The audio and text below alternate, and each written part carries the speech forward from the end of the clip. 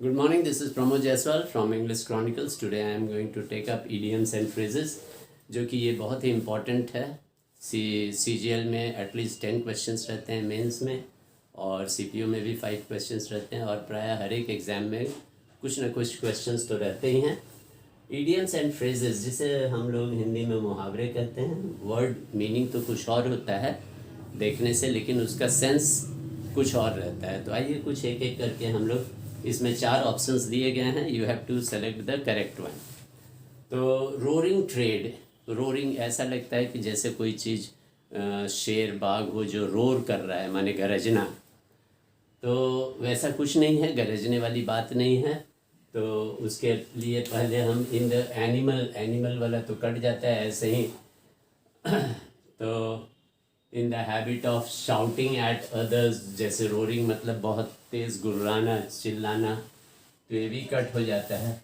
Extremely reluctant का मतलब होता है अनविलिंग, रिलक्टेंट मीन्स अनविलिंग। तो यहाँ ट्रेड बिजनेस से मतलब है, रोरिंग गरजने से तो कुछ ये भी नहीं बैठता है। सही माने में क्या बैठता है कि roaring trade, he is doing a business after investing lot of money, he is doing a roaring business, मतलब बहुत ही सक्सेसफुल है अपने बिजनेस में। तो आफ्टर, जैसे एक सेंटेंस में इसे यूज़ करते हैं, तो after investing a lot he began a roaring trade, roaring trade।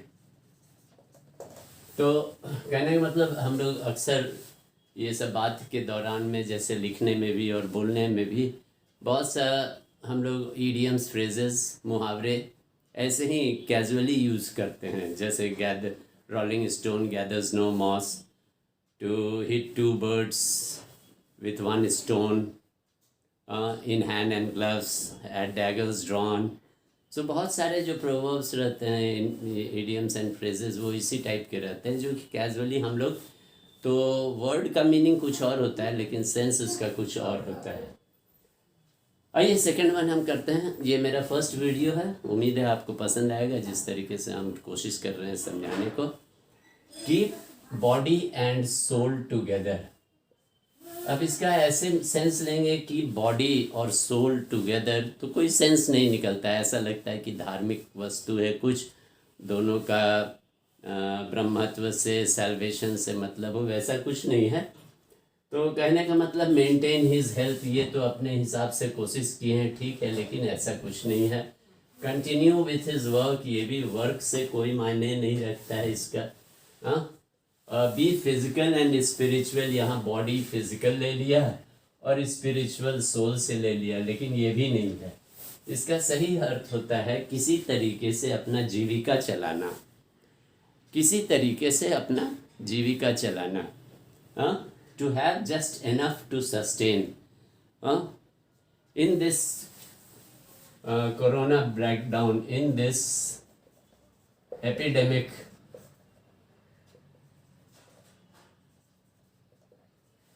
it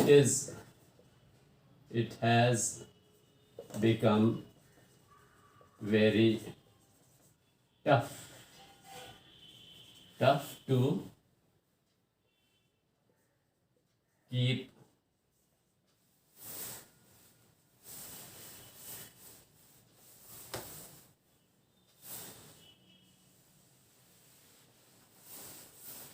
keep body and soul together। तो सेंस ऐसे होता है, उसको आपको इसमें यूज़ करने का भी तरीका आपको जानना पड़ेगा, अदरवाइज थोड़ा सा दिक्कत तो होती ही है। हाँ,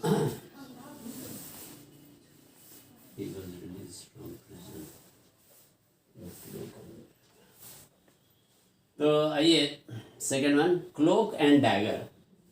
तो क्लोक कहते हैं एक गाउन जैसा रहता है जो पादरी लोग पहनते हैं अक्सर, प्रीस्ट लोग। एंड डैगर छुरी को कहते हैं। तो ऐसा लगता है कि जैसे छुरी छिपा कर, डैगर को हमें छुपाने के लिए ऊपर से बड़ा लंबा गाउन जैसा रहता है, ड्रेस छिपाने के लिए, तो सेंस वो छिपाने से आ रहा है। तो ऐसे आर्मर्ड मतलब होता है, आर्मर्ड मतलब लॉ लश्कर के साथ, माने पूरी तैयारी के साथ, आर्मर्ड गन, तलवार भाला के साथ जो सूट हो, तो ऐसा कुछ नहीं है। A game of martial art, karate, kung fu, ये सब जानते हैं, वो भी डैगर से रिलेटेड है, तो आप सोचते हैं मार्शल स्किल हो सकता है, ये भी नहीं है। A wide coat without sleeves, sleeves उसमें ना हो। एंड स्मॉल स्वोर्ड तलवार को कहते हैं, छोटा छुपा कर रखने के लिए, तो वैसा कुछ नहीं है। तो इसका सेंस जाता है an activity that involves mystery and secrecy, secrecy, ऐसा काम, एक्टिविटी जो कि मिस्टीरियस हो, फुल ऑफ मिस्ट्री हो और सीक्रेट मेंटेन करने को हो, है, तो इस टाइप से है। तो he was release from prison, जैसे एक इसको हम सेंटेंस देते हैं, he was released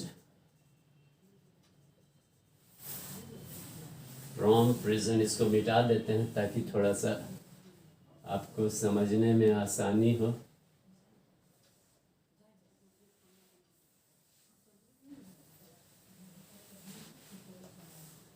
He was released from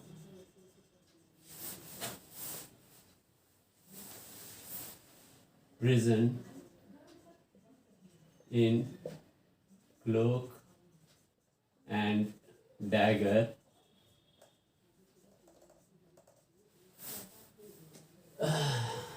in cloak and dagger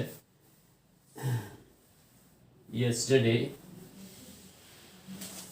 in cloak and dagger operation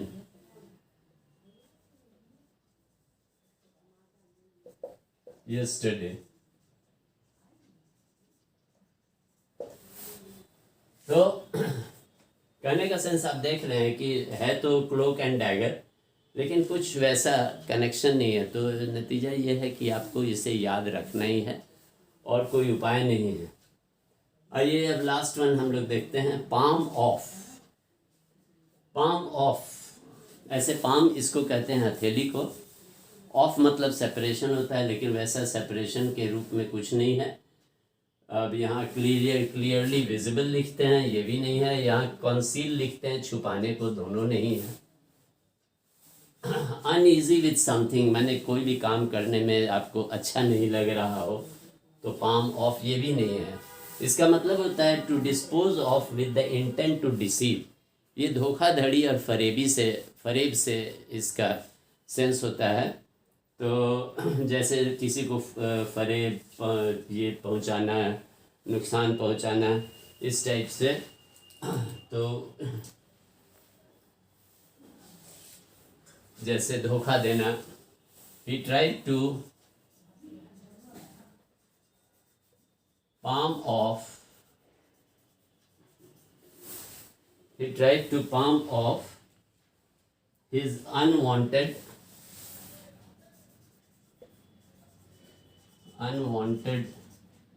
guest. तो उनको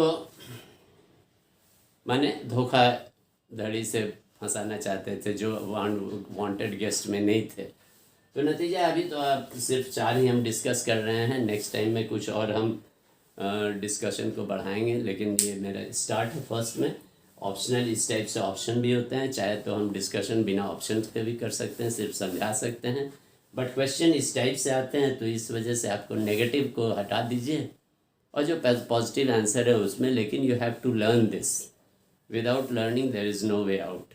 समझना अपनी जगह पर है, लेकिन this might help you, the sentences might help you to remember, और लेकिन याद तो थोड़ा करना ही पड़ेगा। और उम्मीद है आपको मेरे एक्सप्लेनेशन समझ में आए हैं। अगर समझ में आता है, अच्छा लगता है, तो लाइक का बटन दबाएं, and please share among your friends, और please subscribe to my channel so that हम आपको और बेहतर हम कुछ एग्जांपल्स के साथ नेक्स्ट वीडियो में और दिखाएं। Thank you, have a nice time.